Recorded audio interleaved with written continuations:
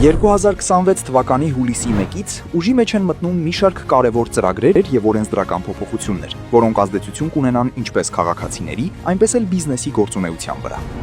Առաջին, Ղարաբաղից տեղահանված ընտանիքների համար կգործի բնակարանային ապահովման երկարաժամկետ վարձակալության նոր ծրագիրը։ Կընդգրկվեն 1-ից 3 անդամ ունեցող առանձին խմբերի ընտանիքները, իսկ տվյալ խմբերում ընդգրկվող ընտանիքի յուրաքանչյուր անդամ 10 տարի կստանա ամսական 40,000 դրամ վարձակալության վճարի մասնակի փոխհատուցման նպատակով։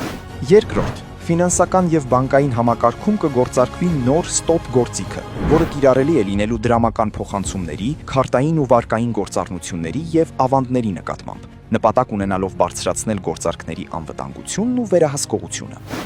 Երրորդ, եկամուտների համալիր գնահատման հիման վրա կներդրվի ընտանիքների անապահովության գնահատման նոր համակարգ, որը կապահովի նպաստների արդար թիրախավորում եւ կվերացնի բյուրոկրատական քաշքշուկը։ Չորրորդ, ՀՀ հարկային օրենսգրքում կատարված փոփոխություններով չվճարված հարկային պարտավորությունների դեպքում նախ կուղարկվի հիշեցում, ապա կկիրառվեն գանձման եւ արգելանքի միջոցներ։ 5-րդ,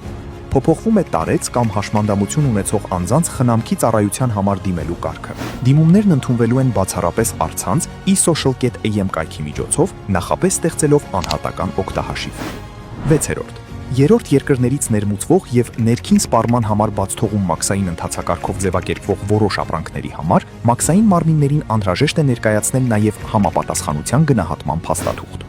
7-րդ, սպառողների իրավունքների պաշտպանության մասին օրենքի փոփոխություններով սահմանվում է թերություն ունեցող ապրանքների համար պարտադիր 2 տարվա երաշխիք եւ արգելվում է սպառողներին մոլորեցնող համեմատական գովազդը։ Փոփոխությունները նաև կարգավորում են պայմանագրերի անարդար պայմանները, հստակեցնում են ապրանքների համապատասխանության պահանջները եւ խստացնում վաճառողների պատասխանատվությունը։